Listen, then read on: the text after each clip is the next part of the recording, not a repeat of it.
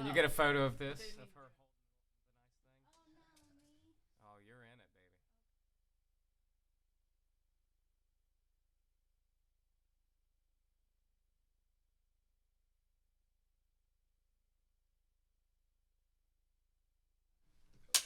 Oh, is it in front of this? Cool. And we're live. And we're live. Say hi. Hi. Hey guys, we're Hawthorne Heights. We're gonna play a couple songs for you. First, over the past couple months, we decided that we really wanted to do a 10-year anniversary tour for our album, If Only You Were Lonely. And the reason we wanted to do this is to kind of treat our fans for being with us for the past 10 years and for making that album really special for us. So we've really been digging into those songs and getting back into playing some songs that we haven't played in a long time. This song has always been kind of a fan favorite. We shot a music video for it, all that crazy old school stuff, and it's always been really fun. I wrote the lyrics to this song actually on our first tour, which was for the Silence in Black and White. First time we ever went out to California, it was amazing. I was like, man, I love being in a touring band. This is so much fun. This is everything we dreamed. And then we're driving back from California, and we are coming from Salt Lake, going to Denver, and we hit the mountains, and there's just pounding, unrelenting snow. And that night, I had to pull over in a Walmart parking lot. Very glamorous. Because we couldn't drive any further, and I just remember thinking, man, this show last night was really fun, but this is extremely hard. Is this something that is dangerous, and is it worth it? And that was literally 11 years ago, I think, and we're still doing it. It actually was worth it, and we want to say thank you so much. But so we're gonna play this song. This song's called Pens and Needles, and I wrote the lyrics to this song that night, which was one of the scariest nights we've ever had while touring. Here we go. 1, 2, 1, 2, 3.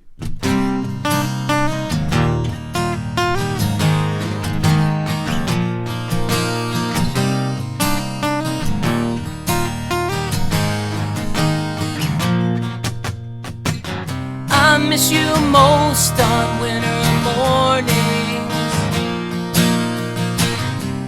As we drift, we slip through the evenings. We drive into the cold and dark with fingers crossed. I follow your eyes to avoid from getting lost.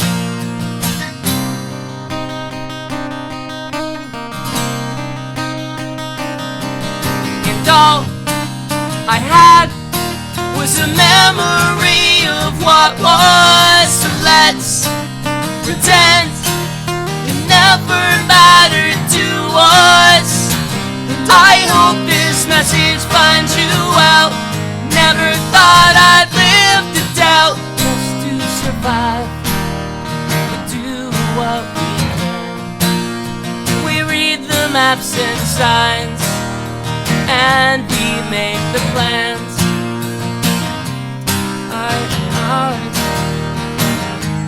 Write it down to get me by the worst times in our lives. And all I had was a memory of what was. So let's pretend it never mattered to us. I hope this message finds you out. Never thought I'd live to doubt what's a dream and what is real, the way I really feel.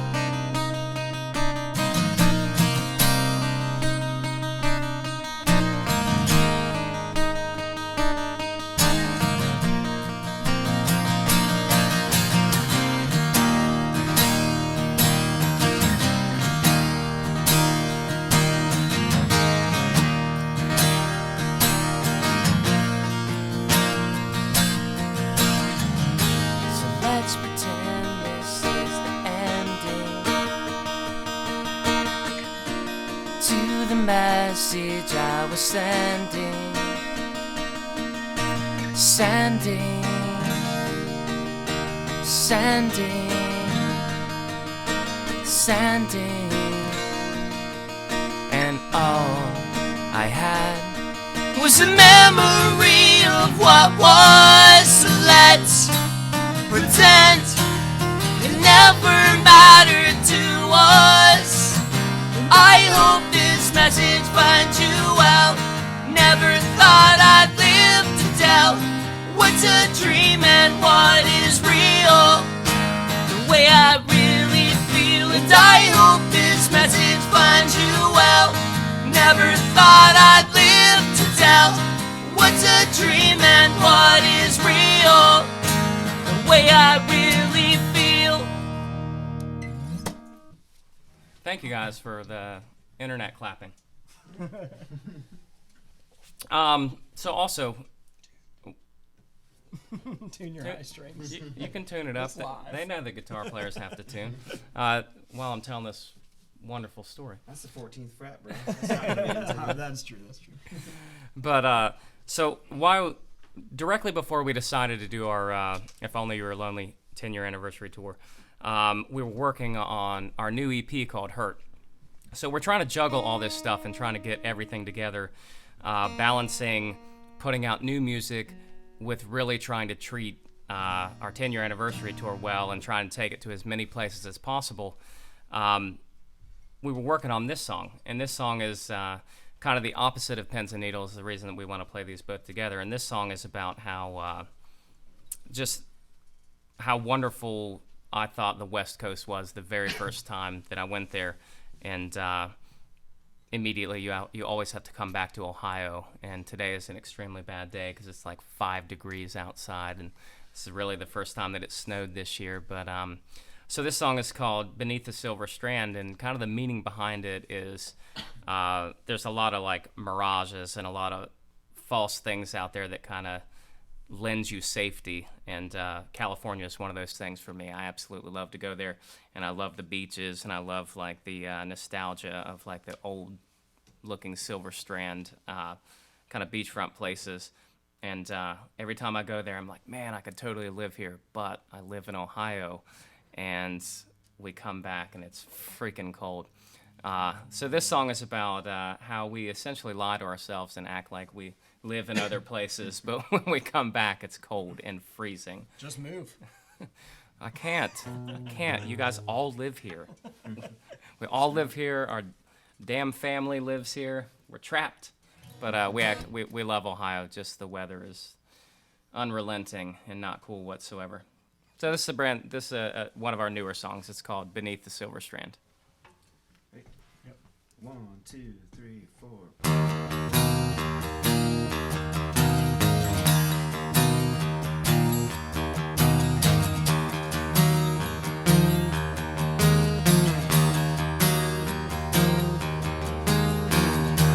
Staring at the setting sun, through burning orange, we are one.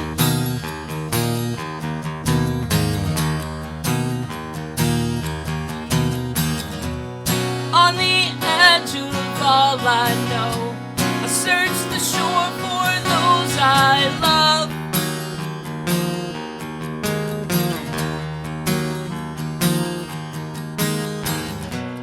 What if we packed up and moved away? Every time something went so wrong, hidden sands beneath highways where we belong. We are just a step away from the world we left behind. Silver Strand, it seems so bright, shines for miles and miles and miles. We are just a step away from the world we left behind.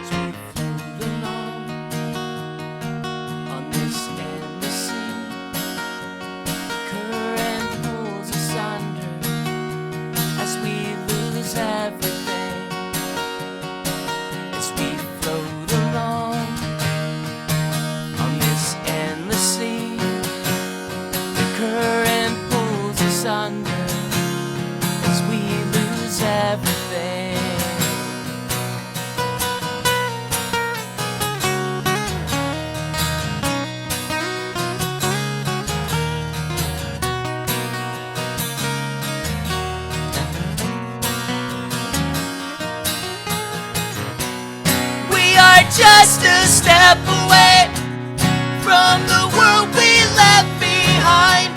Silver Strand, it seems so bright, shines for miles and miles and miles. We are just a step away from the world we left behind. Silver Strand, it seems so bright, shines for miles and miles and miles.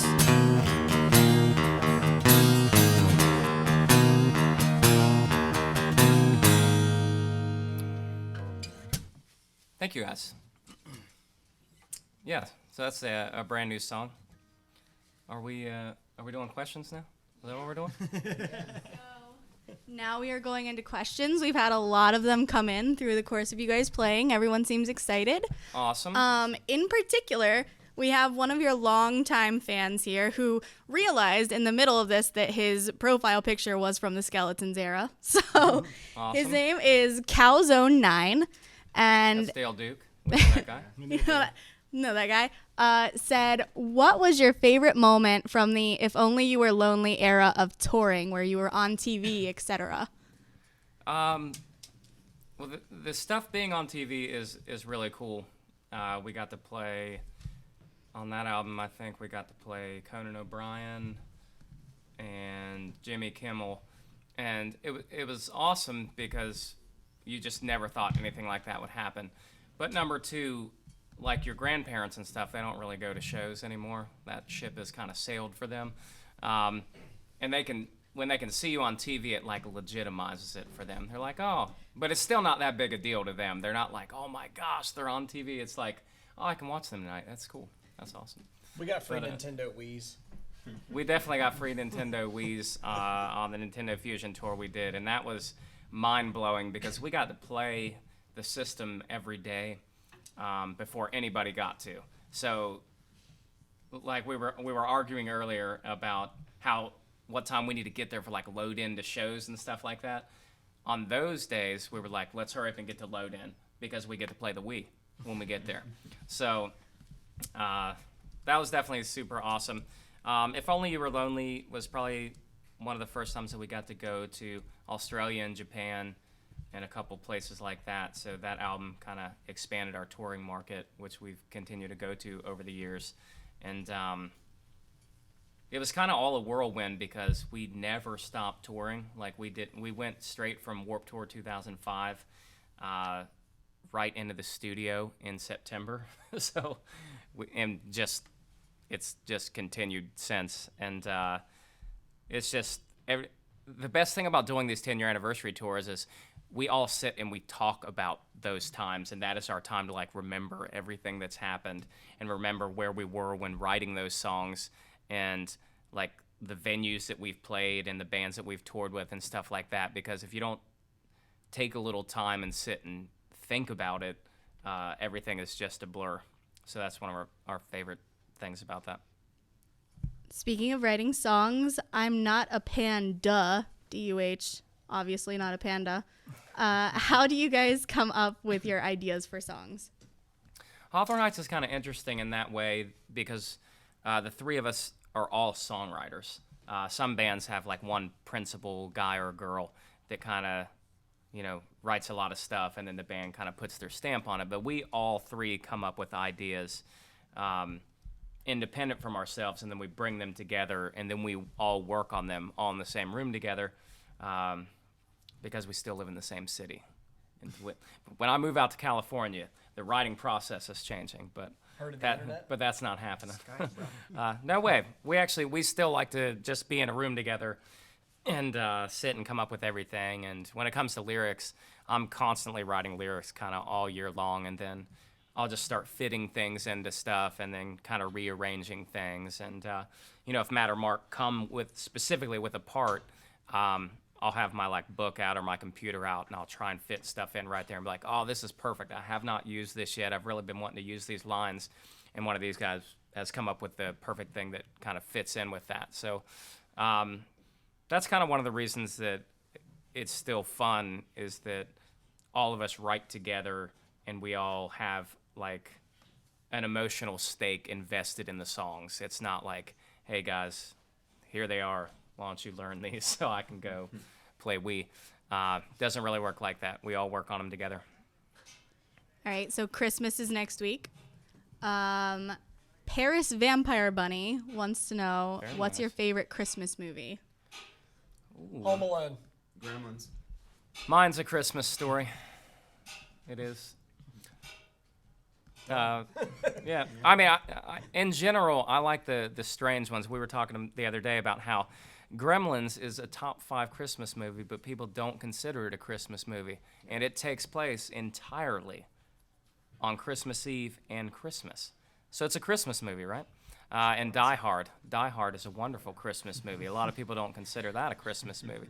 Everybody's so caught up in the Grinch and the Home Alones and Christmas Story and the things that we actually just mentioned. But Gremlins is an outsider. That's a very good Christmas movie. All right. What is your favorite band that you're currently listening to? Asks Alessandra. Alessandra. That's always a really good question. I like the new Beach Slang record. Me and Matt just discovered that. It's really good. I like Kurt Vile right now a lot.